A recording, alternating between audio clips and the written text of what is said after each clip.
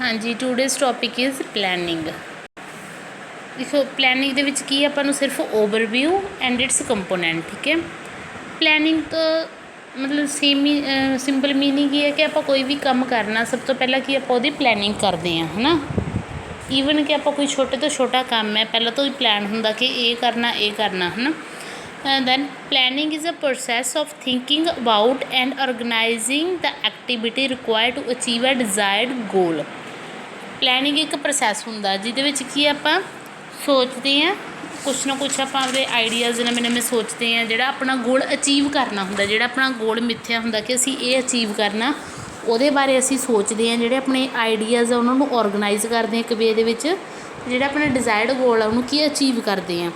ਇਹਦੇ ਵਿੱਚ ਕੀ ਆਪਾਂ ਆਪਦੇ ਪਲਾਨ ਨੂੰ ਕ੍ਰੀਏਟ ਕਰਦੇ ਹਾਂ ਅਤੇ ਮੇਨਟੇਨ ਕਰਦੇ ਹਾਂ। ਕਿ ਕੋਈ ਵੀ ਆਪਾਂ ਪਲਾਨ ਬਣਾਇਆ, ਠੀਕ ਹੈ, ਕਿ ਆਪਾਂ ਆਹ ਕੰਮ ਕਰਨਾ, ਪਹਿਲਾਂ ਕ੍ਰੀਏਟ ਕੀਤਾ ਜਾਊ, ਫਿਰ ਜਦੋਂ ਉਹ ਪਲਾਨ ਆਪਾਂ ਐਗਜ਼ੀਕਿਊਟ ਕਰਾਂਗੇ ਨਾਲ ਦੀ ਨਾਲ ਕਿ ਉਹਨੂੰ ਮੇਨਟੇਨ ਵੀ ਕੀਤਾ ਜਾਂਦਾ। ਕਿ ਜੇਕਰ ਆਪਾਂ ਨੂੰ ਐਟ ਅ ਟਾਈਮ ਕੋਈ ਚੇਂਜਸ ਕਰਨੇ ਪੈਣ ਉਹਦੇ ਵਿੱਚ ਤਾਂ ਆਪਾਂ ਉਹ ਵੀ ਕਰਦੇ ਹਾਂ। ਜੇਕਰ ਆਪਾਂ ਕੋਈ ਐਗਜ਼ੀਕਿਊਸ਼ਨ, ਜਿਹੜੀ ਸਾਰੀ creation plus execution of plan is involving in a planning, ਦੋਨੋਂ ਚੀਜ਼ਾਂ ਇਨਵੋਲਵ ਹੁੰਦੀਆਂ।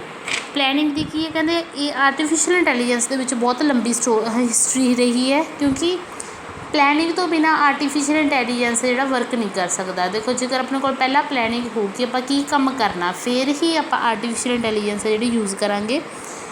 ਇਹਦੇ ਵਿੱਚ ਕੀ ਹੈ, ਇਹਦੇ ਵਿੱਚ ਇੰਟਰੈਕਸ਼ਨ ਹੁੰਦਾ knowledge based, knowledge representation and reasoning schemes ਦਾ। ਕੋਈ ਨੌਲੇਜ ਦੇਖੋ ਆਪਾਂ ਰੀਪ੍ਰਜੈਂਟ ਕਰਨੀ, ਉਹਦੇ ਬਾਰੇ ਵੀ ਆਪਾਂ ਪਹਿਲਾਂ ਪਲੈਨਿੰਗ ਕਰਾਂਗੇ। ਪਹਿਲਾਂ ਆਪਣੇ ਕੋਲ ਕੋਈ ਨੌਲੇਜ ਹੋਊਗੀ, ਫਿਰ ਆਪਾਂ ਪਲੈਨਿੰਗ ਕਰਾਂਗੇ, ਸਰਚ ਕਰਾਂਗੇ ਉਸ ਚੀਜ਼ ਬਾਰੇ, ਹੈ ਨਾ, ਲਰਨ ਕਰਾਂਗੇ, ਕਮਿਊਨੀਕੇਸ਼ਨ ਕਰਾਂਗੇ। ਤਾਂ ਸਾਰਾ ਕੀ ਹੈ, ਨੌਲੇਜ ਬੇਸਡ ਜਿਹੜਾ ਆਪਣਾ ਸਿਸਟਮ ਹੈ ਉਹ ਸਾਰਾ ਪਲੈਨਿੰਗ 'ਤੇ ਹੀ ਬੇਸਡ ਹੈ। ਪਹਿਲਾਂ ਆਪਾਂ ਹਰ ਚੀਜ਼ ਦੀ ਪਲੈਨਿੰਗ ਕਰਦੇ ਹਾਂ, ਨੌਲੇਜ ਕਿੱਥੋਂ ਗੇਨ ਕਰਨੀ ਉਹ ਵੀ ਪਲਾਨ ਕਰਦੇ ਹਾਂ, ਕਿਵੇਂ ਨੌਲੇਜ ਗੇਨ ਕਰਨੀ ਹੈ, ਕਿਸ ਪਰਪਜ਼ ਲਈ ਗੇਨ ਕਰਨੀ ਹੈ, ਸਾਰਾ ਕੀ ਆਪਾਂ ਪਹਿਲਾਂ ਤੋਂ ਹੀ ਪਲਾਨ ਕਰਕੇ ਚੱਲਦੇ ਹਾਂ। ਤਾਂ ਕਰਕੇ ਕੀ ਹੈ, ਪਲੈਨਿੰਗ ਸਭ ਤੋਂ ਜਿਹੜਾ ਇੰਪੋਰਟੈਂਟ ਪਾਰਟ ਹੈ ਆਪਣੇ ਆਰਟੀਫਿਸ਼ੀਅਲ ਇੰਟੈਲੀਜੈਂਸ ਦੇ ਵਿੱਚ। ਇਹਦੀਆਂ ਕੁਛ ਕੁ ਐਗਜ਼ਾਮਪਲਸ ਦਿੱਤੀਆਂ, ਜਿਵੇਂ planning to achieve some goal such as move an object from one location to another. ਕਿ ਕੋਈ ਆਪਾਂ ਗੋਲ ਅਚੀਵ ਕਰਨਾ ਤਾਂ ਉਹਦੇ ਲਈ ਕੀ ਆਪਾਂ ਕੋਈ ਓਬਜੈਕਟ ਵੀ ਮੂਵ ਕਰ ਸਕਦੇ ਇੱਕ ਲੋਕੇਸ਼ਨ ਤੋਂ ਦੂਸਰੀ ਲੋਕੇਸ਼ਨ 'ਤੇ। ਆਪਾਂ ਕੀ ਕੋਈ ਏਜੰਟ ਵੀ ਚੇਂਜ ਕਰ ਸਕਦੇ ਹਾਂ ਆਪਦਾ ਗੋਲ ਅਚੀਵ ਕਰਨ ਲਈ। ਆਪਾਂ ਕੋਈ ਵੀ ਜਿਹੜਾ ਆਪਾਂ ਨੂੰ ਰਸਤਾ ਸਹੀ ਲੱਗੂਗਾ ਆਪਦਾ ਗੋਲ ਅਚੀਵ ਕਰਨ ਲਈ, ਹੈ ਨਾ, ਜਿਹੜੇ ਆਪਾਂ ਨੂੰ ਕੰਪੋਨੈਂਟ ਮਿਲਣਗੇ ਜਾਂ ਜਿਹੜੇ ਆਪਾਂ ਨੂੰ ਕੀ ਹੈ ਰਸਤੇ ਮਿਲਣਗੇ ਆਪਣਾ ਗੋਲ ਨੂੰ ਅਚੀਵ ਕਰਨ ਲਈ, ਆਪਾਂ ਉਹ ਜਿਹੜੇ ਯੂਜ਼ ਕਰਾਂਗੇ। ਅਤੇ ਇਹ ਸਾਰੇ ਜਿਹੜੇ ਆਪਾਂ ਰਸਤੇ ਡਿਸਾਈਡ ਕਰਦੇ ਹਾਂ ਕਿ ਕਿਸ ਥਰੂ ਆਪਾਂ ਜਿਹੜਾ ਗੋਲ ਅਚੀਵ ਕਰਨਾ, ਕੀ ਕੀ ਐਕਸ਼ਨ ਪਰਫੋਰਮ ਕਰਨੇ ਆ, ਕੀ ਉਹਦੇ ਵਿੱਚ ਚੇਂਜਸ ਲੈ ਕੇ ਆਉਣੇ ਆ, ਇਹ ਸਾਰਾ ਕੀ ਹੈ ਪਲੈਨਿੰਗ ਦੇ ਵਿੱਚ ਇਨਵੋਲਵ ਹੁੰਦਾ ਗਾ। ਤਿੰਨ ਚੀਜ਼ਾਂ ਹੁੰਦੀਆਂ ਪਲੈਨਿੰਗ ਦੇ ਵਿੱਚ ਜਦੋਂ ਆਪਾਂ ਐਕਸ਼ਨ ਲੈਂਦੇ ਹਾਂ। ਤਾਂ ਪ੍ਰੀ ਕੰਡੀਸ਼ਨ ਦੇ ਵਿੱਚ ਕੀ ਹੈ, ਸਭ ਤੋਂ ਪਹਿਲਾਂ ਆਪਾਂ ਕੰਡੀਸ਼ਨਸ ਵੇਖਦੇ ਹਾਂ ਕਿ ਕਿਹੜੀਆਂ ਐਕਸ਼ਨ ਸੈਟਿਸਫਾਈ ਹੋਣਗੇ, ਕੀ ਕੰਡੀਸ਼ਨ ਹੈ, ਕੀ ਗੋਲ ਅਚੀਵ ਕਰਨਾ, ਤਾਂ ਉਹਦੇ ਲਈ ਕਿਹੜੇ ਐਕਸ਼ਨ ਹੈ, ਜਿਹੜੇ ਕੰਮ ਆਪਾਂ ਨੂੰ ਕਰਨੇ ਪੈਣਗੇ। ਦਾ ਐਡ ਲਿਸਟ ਕੀ ਹੈ, ਉਹ ਪ੍ਰੋਸੈਸ ਜਦੋਂ ਆਪਾਂ ਐਕਸ਼ਨ ਲੈ ਰਹੇ ਹਾਂ, ਟੇਕਿੰਗ ਦਾ ਐਕਸ਼ਨ, ਜਦੋਂ ਆਪਾਂ ਕੋਈ ਉਹ ਜਿਹੜੇ ਐਕਸ਼ਨ ਪਹਿਲਾਂ ਆਪਾਂ ਸੋਚੇ ਸੀ ਉਹ ਐਕਸ਼ਨ ਕੀ ਆਪਾਂ ਪਰਫੋਰਮ ਕਰ ਰਹੇ ਹਾਂ। ਫਿਰ ਡਿਲੀਟ ਲਿਸਟ ਦੇ ਵਿੱਚ ਆ ਗਿਆ ਕਿ ਜਦੋਂ ਆਪਾਂ ਉਹ ਐਕਸ਼ਨ ਪਰਫੋਰਮ ਕਰ ਚੁੱਕੇ ਤਾਂ ਆਪਾਂ ਉਹਨੂੰ ਕੀ ਡਿਸਟਰੋਏ ਕਰਦੇ ਨੇ ਕਿ ਇਹ ਐਕਸ਼ਨ ਪਰਫੋਰਮ ਹੋ ਗਿਆ, ਤਾਂ ਉਹਦਾ ਰਿਜ਼ਲਟ ਆਪਾਂ ਵੇਖਦੇ ਹਾਂ ਕਿ ਪੋਜ਼ੀਟਿਵ ਆਇਆ ਕਿ ਨੈਗੇਟਿਵ ਆਇਆ। ਜਿਹੜਾ ਆਪਾਂ ਐਕਸ਼ਨ ਪਰਫੋਰਮ ਕੀਤਾ ਉਹਦੇ ਨਾਲ ਸਾਡਾ ਜਿਹੜਾ ਗੋਲ ਅਚੀਵ ਹੋਇਆ ਜਾਂ ਨਹੀਂ ਹੋਇਆ। ਅਗਰ ਨਹੀਂ ਹੋਇਆ ਤਾਂ ਆਪਾਂ ਉਸ ਐਕਸ਼ਨ ਦੇ ਵਿੱਚ, ਉਸ ਪਲਾਨ ਦੇ ਵਿੱਚ ਥੋੜ੍ਹੇ ਬਹੁਤ ਚੇਂਜਸ ਕਰਦੇ ਹਾਂ, ਅਤੇ ਦੈਨ ਨੈਕਸਟ ਟਰਾਈ ਕਰਦੇ ਹਾਂ ਆਪਦਾ ਗੋਲ ਅਚੀਵ ਕਰਨ ਦੇ ਲਈ।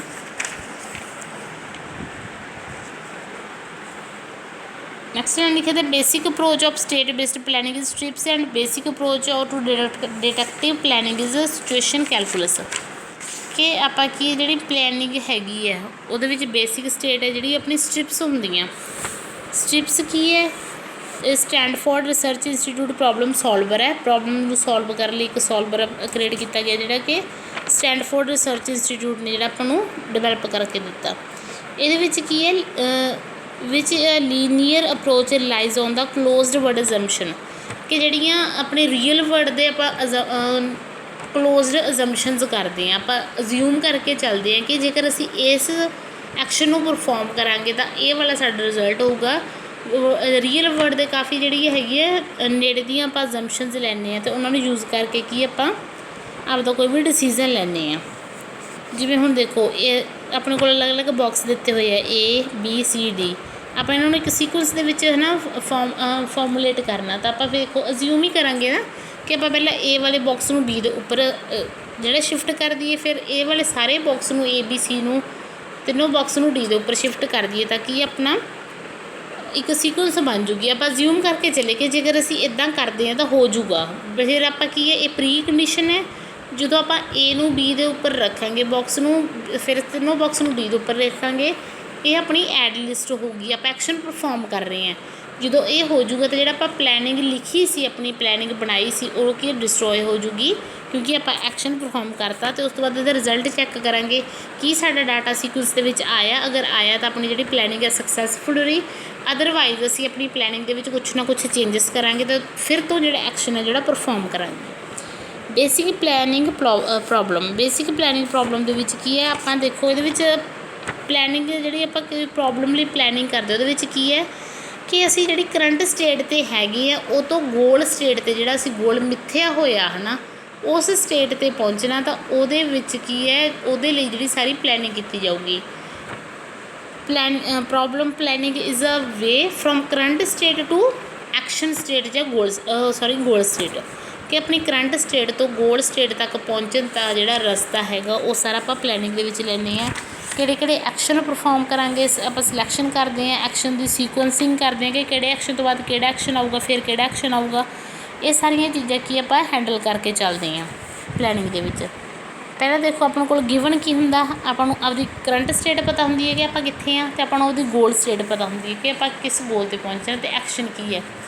ਦੇਖੋ ਹੁਣ ਤੁਹਾਡੀ ਆਪਾਂ ਸਟੱਡੀ 'ਤੇ ਲਾ ਕੇ ਚੱਲੋ ਕਿ ਤੁਸੀਂ ਪਹਿਲਾਂ ਸੋਚਿਆ ਕਿ ਤੁਸੀਂ MSc ਕਰਨੀ ਹੈ, ਹੈ ਨਾ।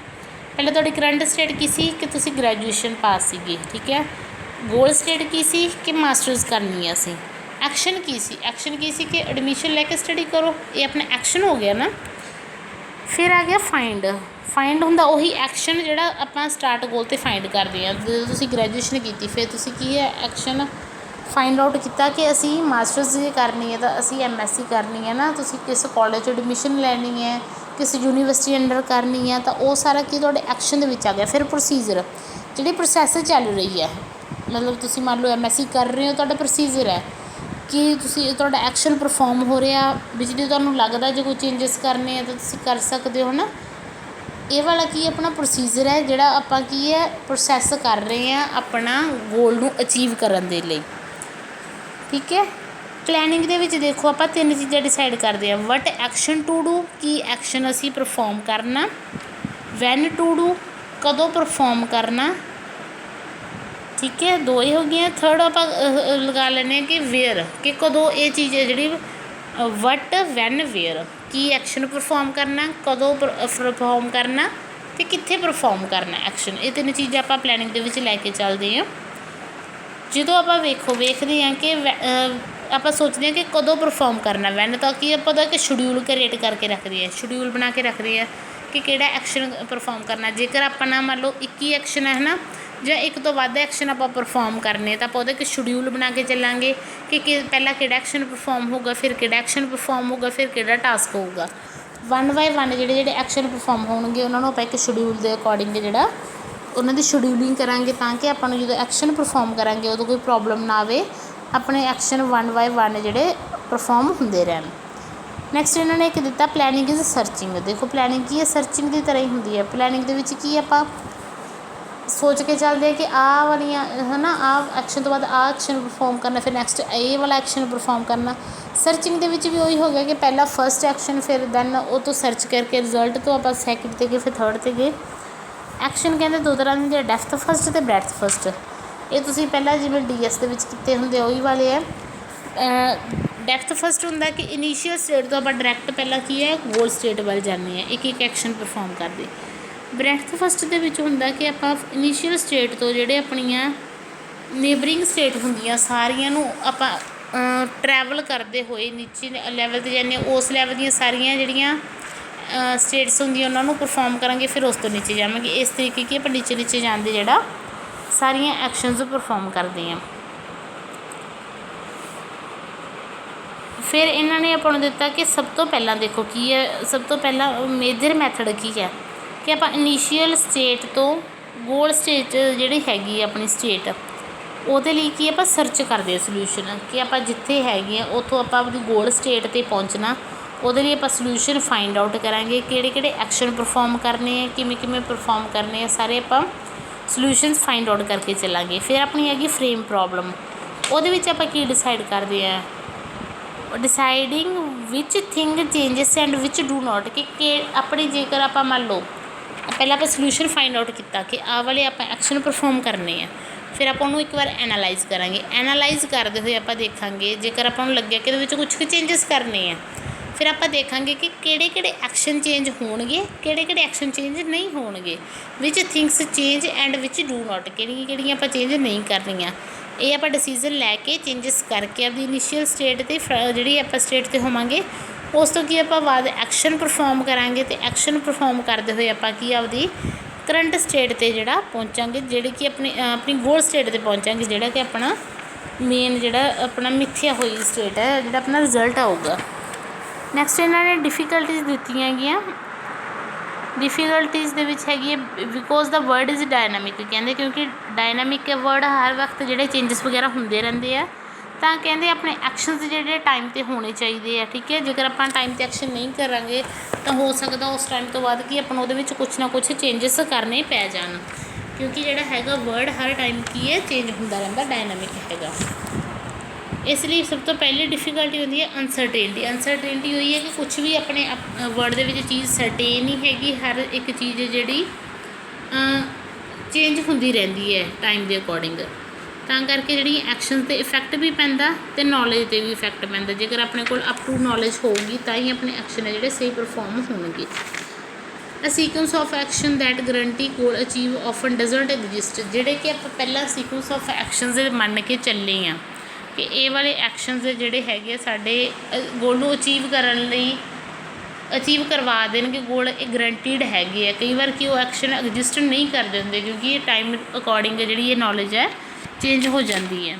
ਲੈਕ of well defined termination criteria, ਕੀ ਆਪਣੇ ਕੋਲ ਇਹਦੇ ਵਿੱਚ ਟਰਮੀਨੇਸ਼ਨ ਕ੍ਰਾਈਟੇਰੀਆ ਨਹੀਂ ਹੁੰਦਾ ਕਿ ਕਿੰਨੇ ਟਾਈਮ ਬਾਅਦ ਤੁਹਾਡੇ ਐਕਸ਼ਨ ਹੈ ਜਿਹੜੇ ਪਰਫੋਰਮ ਨਹੀਂ ਹੋਣਗੇ, ਇਹਨਾਂ ਦੀ ਜਿਹੜੀ ਨੌਲੇਜ ਚੇਂਜ ਹੋ ਜੂ, ਕਿਉਂਕਿ ਕਈ ਵਾਰ ਇੱਕ ਨੌਲੇਜ ਅਪਡੇਟ ਹੋਣ 'ਤੇ ਟਾਈਮ ਲੱਗ ਜਾਂਦਾ। ਕਈ ਵਾਰ ਕੀ ਹੈ ਟਾਈਮ ਟੂ ਟਾਈਮ ਜਲਦ ਤੋਂ ਜਲਦ ਜਿਹੜੀ ਨੌਲੇਜ ਅਪਡੇਟ ਹੁੰਦੀ ਰਹਿੰਦੀ ਹੈ ਡਾਇਨਾਮਿਕ ਵਰਡ ਦੇ ਵਿੱਚ। ਨੈਕਸਟ ਆਪਣੇ ਕੋਲ ਕੰਪੋਨੈਂਟ ਆਏ ਹੈ। ਕੰਪੋਨੈਂਟ ਦੇ ਵਿੱਚ ਕੀ ਹੈ ਕਿ ਕਿਹੜੇ ਪਾਰਟ ਹੈ ਆਪਣੀ ਪਲੈਨਿੰਗ ਦੇ। ਫਸਟ ਹੈਗਾ choose the best rule to apply next based on the best available heuristic information, ਕਿ ਆਪਾਂ ਸਭ ਤੋਂ ਬੈਸਟ ਜਿਹੜਾ ਰੂਲ ਆ ਉਹ ਅਪਲਾਈ ਕਰਾਂਗੇ ਤਾਂ ਜਿਹੜੀ ਆਪਣੇ ਕੋਲ ਨੌਲੇਜ ਅਵੇਲੇਬਲ ਹੋਊਗੀ। ਜਿੰਨੀ ਕਿ ਇਨਫੋਰਮੇਸ਼ਨ ਆਪਣੇ ਕੋਲ ਅਵੇਲੇਬਲ ਹੈ ਉਸ ਦੇ ਅਕੋਰਡਿੰਗ ਆਪਾਂ ਸਭ ਤੋਂ ਬੈਸਟ ਰੂਲ ਅਪਲਾਈ ਕਰਦੇ ਹਾਂ, ਉਹਦੇ ਲਈ ਪਲੈਨਿੰਗ ਕਰਦੇ ਹਾਂ, ਤਾਂ ਕਿ ਆਪਾਂ ਆਪਣੀ ਕਰੰਟ ਸਟੇਟ ਤੋਂ ਜਿਹੜੀ ਗੋਲ ਸਟੇਟ ਹੈ ਜਲਦੀ ਤੋਂ ਜਲਦੀ ਜਿਹੜੀ ਹੈਗੀ ਹੈ ਅਚੀਵ ਕਰ ਸਕੀਏ। ਫਸਟ ਹੋ ਗਿਆ। ਸੈਕਿੰਡ ਮੈਥਡ ਕੀ ਹੈ, apply the chosen rule to compute the new problem state that rise from its applications. ਦੇਖੋ ਜਦੋਂ ਆਪਾਂ ਕਰੰਟ ਗੋਲ ਸਟੇਟ ਤੋਂ ਅਗਲੀ ਸਟੇਟ 'ਤੇ ਜਾਂਦੇ, ਇੱਦਾਂ ਕਰਕੇ ਗੋਲ ਸਟੇਟ 'ਤੇ ਪਹੁੰਚਦੇ ਤਾਂ ਆਪਾਂ ਨੂੰ ਕਾਫੀ ਸਾਰੀਆਂ ਜਿਹੜੀਆਂ ਪ੍ਰੋਬਲਮਸ ਫੇਸ ਕਰਨੀਆਂ ਪੈਂਦੀਆਂ। ਉਹੀ ਹੈ ਕਿ ਕਹਿੰਦੇ ਜਿਹੜੀ ਤੁਹਾਡੀ ਐਪਲੀਕੇਸ਼ਨ ਤੋਂ ਨਵੀਂ ਪ੍ਰੋਬਲਮ ਜਿਹੜੀ ਹੈਗੀ ਹੈ ਅਰਾਈਜ਼ ਹੋਈ ਹੈ, ਉਹਦੇ ਲਈ ਕੀ ਤੁਹਾਨੂੰ ਕੋਈ ਨਾ ਕੋਈ ਰੂਲ ਉਸ ਐਟ ਏ ਟਾਈਮ 'ਤੇ ਚੂਜ਼ ਕਰਕੇ ਜਿਹੜਾ ਅਪਲਾਈ ਕਰਨਾ ਪਊਗਾ। ਫਿਰ detect when a solution has been found, ਫਿਰ ਕੀ ਆਪਾਂ ਜਦੋਂ ਸੋਲਿਊਸ਼ਨ ਆਪਣਾ ਫਾਊਂਡ ਹੋ ਗਿਆ ਤਾਂ ਆਪਾਂ ਕੀ ਆਪਦੀ ਜਿਹੜੀ ਲਿਸਟ ਹੋ ਗਈ ਰੂਲਸ ਦੀ ਐਕਸ਼ਨਸ ਦੀ, ਉਹਨੂੰ ਕੀ ਹੈ ਡਿਸਟਰੋਏ ਕਰ ਦਾਂਗੇ, ਟਰਮੀਨੇਟ ਕਰ ਦਾਂਗੇ। ਪੋਸੀਬਲ ਪ੍ਰੋਬਲਮਸ ਦੇਖੋ, ਜੇ ਕੋਈ ਮੈਥ ਟੀਚਰ ਹੈਗਾ, ਇਹਨਾਂ ਨੇ ਐਗਜ਼ਾਮਪਲ ਦਿੱਤੀ ਹੈ ਨਾ, ਤਾਂ ਕੀ ਹੈ ਉਹ ਮੈਥ ਦੀ ਪ੍ਰੋਬਲਮ ਹੀ ਸੋਲਵ ਕਰ ਸਕਦਾ। ਜੇਕਰ ਮੈਥ ਦੀ ਕੋਈ ਪ੍ਰੋਬਲਮ ਆਉਂਦੀ ਤਾਂ ਓਨਲੀ ਮੈਥ ਟੀਚਰ ਹੀ ਉਹਨੂੰ ਕੀ ਸੋਲਵ ਕਰ ਸਕਦਾ। ਹੋਰ ਆਪਣੇ ਕੋਲ ਜਿਹੜਾ ਹੈਗਾ ਕੋਈ ਸੋਲਿਊਸ਼ਨ ਇੰਪੋਸੀਬਲ ਹੁੰਦਾ, ਪੋਸੀਬਲ ਹੀ ਨਹੀਂ ਹੁੰਦਾ ਕਿ ਮੰਨ ਲਓ ਕੋਈ ਸਿੰਪਲ ਪ੍ਰੋਬਲਮ ਚਲੋ ਮੈਥ ਦੀ ਲਾ ਲਓ ਤਾਂ ਹਰ ਇੱਕ ਬੰਦਾ ਸੋਲਵ ਕਰ ਦਿੰਦਾ, ਬਟ ਜੇਕਰ ਕੋਈ ਆਪਣਾ ਕੰਪਲੈਕਸ ਪ੍ਰੋਬਲਮ ਆਈ ਹੈ ਮੈਥ ਤਾਂ ਉਹ ਕੀ ਮੈਥ ਟੀਚਰ ਹੀ ਸੋਲਵ ਕਰ ਸਕਦਾ। ਹੋਰ ਕੋਈ ਆਪਣੇ ਕੋਲ ਜਿਹੜੇ ਆਪਾਂ ਹੋਰ ਕੋਈ ਐਕਸ਼ਨ ਪਰਫੋਰਮ ਕਰਾਂਗੇ ਤਾਂ ਉਹ ਕੀ ਇੰਪੋਸੀਬਲ ਹੋਊਗਾ। ਤਾਂ ਕਰਕੇ ਇਹਨਾਂ ਨੇ ਕਿਹਾ ਕਿ ਜਿਹੜੀ ਆਪਾਂ ਪਲੈਨਿੰਗ ਕਰਦੇ ਹਾਂ ਤਾਂ ਆਪਾਂ ਨੂੰ ਪਹਿਲਾਂ ਪ੍ਰੋਬਲਮ ਨੂੰ ਫਾਈਂਡ ਆਊਟ ਕਰਨਾ, ਸਰਚ ਕਰਨਾ, ਉਹਨੂੰ ਚੰਗੀ ਤਰ੍ਹਾਂ ਹੈ ਨਾ ਐਗਜ਼ਾਮਾਈਨ ਕਰਨਾ ਕਿ ਕੀ ਪ੍ਰੋਬਲਮ ਹੈ, ਤਾਂ ਉਸ ਅਕੋਰਡਿੰਗ ਆਪਾਂ ਨੂੰ ਕੋਈ ਜਿਹੜਾ ਐਪਰੋਪ੍ਰਾਈਏਟ ਪਰਸਨ ਹੈਗਾ, ਜਿਹੜਾ ਉਸ ਅਕੋਰਡਿੰਗ ਸਹੀ ਇਨਸਾਨ ਹੈਗਾ, ਉਹਨੂੰ ਚੂਜ਼ ਕਰਨਾ ਚਾਹੀਦਾ। ਉਹ ਇਨਸਾਨ ਫਿਰ ਕੀ ਹੈ ਉਸ ਪ੍ਰੋਬਲਮ ਨੂੰ ਅੰਡਰਸਟੈਂਡ ਕਰੂਗਾ, ਐਨਾਲਾਈਜ਼ ਕਰੂਗਾ, ਦੈਨ ਆਪਣੀ ਪਲੈਨਿੰਗ ਕਰੂਗਾ ਕਿ ਕੀ ਐਕਸ਼ਨ ਮੈਂ ਪਰਫੋਰਮ ਕਰਨੇ ਹੈ ਅਤੇ ਆਪਣਾ ਜਿਹੜੀ ਆਪਣੀ ਕਰੰਟ ਸਟੇਟ ਤੋਂ ਗੋਲ ਸਟੇਟ 'ਤੇ ਜਿਹੜਾ ਲੈ ਕੇ ਜਾਊਗਾ। ਨੈਕਸਟ ਇਹਨਾਂ ਨੇ ਕੰਪੋਨੈਂਟ ਦਿੱਤੇ ਹੋਏ ਨੇ। ਪਹਿਲਾਂ ਆਪਰੇਸ਼ਨਸ ਹੋਣਗੇ ਹੈ ਨਾ, ਕੀ ਆਪਾਂ ਆਪਰੇਸ਼ਨ ਪਰਫੋਰਮ ਕਰਨੇ ਆ। ਪਹਿਲਾ ਹੈਗਾ unstack A B, pick up block A from its current position on block B, ਕਿ ਆਪਾਂ ਕੀ ਹੈ ਏ ਨੂੰ ਉਹਦੀ ਕਰੰਟ ਪੋਜੀਸ਼ਨ ਤੋਂ ਬੀ ਤੇ ਉੱਪਰ ਲੈ ਕੇ ਜਾਣਾ। ਤਾਂ arm must be empty and the block A must have no blocks on top of it. ਅਤੇ ਇਹਦਾ ਮਤਲਬ ਕੀ ਹੋਊਗਾ ਕਿ ਇੱਕ ਤਾਂ ਆਪਾਂ ਏ ਨੂੰ ਜਿਹੜਾ ਬੀ ਬਲੋਕ ਦੇ ਉੱਪਰ ਲੈ ਕੇ ਜਾਣਾ, ਬਾਕਸ ਦੇ ਉੱਪਰ ਲੈ ਕੇ ਜਾਣਾ, ਅਤੇ ਜਿਹੜਾ ਆਰਮ ਹੈ ਐਮਪਟੀ ਹੋ ਜਾਊਗਾ, ਅਤੇ ਕੁਛ ਵੀ ਨਹੀਂ ਰਹੂਗਾ, ਅਤੇ ਏ ਤੋਂ ਉੱਪਰ ਕੋਈ ਵੀ ਜਿਹੜਾ ਹੈਗਾ ਟੋਪ 'ਤੇ ਬਲੋਕ ਨਹੀਂ ਆਊਗਾ। Stack A B, place block A on block B, A block ਨੂੰ ਬੀ ਬਲੋਕ ਦੇ ਉੱਪਰ ਲੈ ਕੇ ਜਾਣਾ, ਜਿਹੜਾ ਆਰਮ ਬਲੋਕ ਉਹਦੇ ਵਿੱਚ ਹੋਲਡਿੰਗ ਹੋਊ ਇਹ ਵਾਲਾ ਸਾਰਾ data. And the surface of B must B clear, ਅਤੇ ਜਿਹੜਾ ਬੀ ਤੋਂ ਨੀਚੇ ਕੋਈ ਵੀ ਜਿਹੜਾ ਆਪਣਾ ਹੈਗਾ ਬਲੋਕ ਨਹੀਂ ਹੋਊਗਾ। Pickup A, pickup block A from it's table and hold it, ਜਿਹੜਾ ਆਪਾਂ ਏ ਨੂੰ ਟੇਬਲ ਤੋਂ ਚੱਕਣਾ ਅਤੇ ਹੋਲਡ ਕਰਕੇ ਰੱਖਣਾ। ਆਰਮ ਹੈ ਜਿਹੜਾ ਐਮਪਟੀ ਹੋ ਜਾਊਗਾ ਕਿਉਂਕਿ ਏ ਦੇ ਉੱਥੇ ਕੁਛ ਵੀ ਨਹੀਂ ਹੋਊਗਾ। Put down A, put the block A down on the table, ਜੇਕਰ ਪੁੱਟ ਡਾਊਨ ਹੈ ਤਾਂ ਉਹਨੂੰ ਆਪਾਂ ਟੇਬਲ 'ਤੇ ਰੱਖ ਦੇਣਾ ਗਾ। ਫਿਰ ਆ ਗਏ ਆਪਣੇ ਪ੍ਰੈਡੀਕੇਟ, ਪ੍ਰੈਡੀਕੇਟ ਦੇ ਵਿੱਚ ਹੋਊਗਾ on A B, block A is on B, on table A, block A is on table, clear A, there is nothing on the top of block A, holding A, the arm is holding block A and the arm empty, ਕਿ ਆਰਮ ਦੇ ਵਿੱਚ ਕੋਈ ਵੀ block ਨਹੀਂ ਹੈ, ਉਹ ਖਾਲੀ ਹੈਗਾ। ਇਨਫਰੈਂਸ rule ਹੈ ਜਿਹੜੇ ਐਕਸ, ਹੋਲਡਿੰਗ ਐਕਸ ਮੀਨਸ ਕਿ ਕੀ ਹੈ ਆਰਮ ਦੇ ਵਿੱਚ ਜਿਹੜਾ ਬਲੋਕ ਹੈਗਾ ਐਕਸ ਵਾਲਾ ਹੋਲਡ ਕੀਤਾ ਹੋਇਆ। ਐਕਸ ਔਨ ਟੇਬਲ, ਫਿਰ ਕੀ ਆਪਾਂ ਐਕਸ ਨੂੰ ਟੇਬਲ ਦੇ ਉੱਪਰ ਰੱਖਣਾ, ਜਿਹੜਾ ਐਕਸ ਹੈ ਟੇਬਲ ਦੇ ਉੱਪਰ ਪਿਆ। ਵਾਈ ਔਨ ਵਾਈ ਐਕਸ, ਜਿਹੜਾ ਵਾਈ ਹੈ ਉਹਨੂੰ ਆਪਾਂ ਐਕਸ ਦੇ ਉੱਪਰ ਰੱਖਣਾ, ਠੀਕ ਹੈ। ਇਸੇ ਤਰੀਕੇ ਨੈਕਸਟ ਆਪਾਂ ਜਿਹੜੇ ਤੁਸੀਂ ਇਹਦੀ ਐਗਜ਼ਾਮਪਲ ਜਿਹੜੀ ਮੈਂ ਤੁਹਾਨੂੰ ਨੈੱਟ ਤੋਂ ਸਰਚ ਕਰਕੇ ਜਿਹੜੀ ਸੈਂਡ ਕਰ ਦੂੰਗੀ, ਉਹ ਵਾਲੀ ਤੁਸੀਂ ਐਗਜ਼ਾਮਪਲ ਇਹਦੇ ਨਾਲ ਜਿਹੜੀ ਕਰ ਸਕਦੇ ਹੋ। ਇਹ ਆਪਣਾ ਪਲੈਨਿੰਗ ਹੈ ਜਿਹੜਾ ਟੋਪਿਕ ਹੈ ਕੰਪਲੀਟ ਹੋਇਆ। ਜੇਕਰ ਕੋਈ ਵੀ ਡਾਊਟ ਹੋਇਆ ਤਾਂ ਪੁੱਛ ਸਕਦੇ।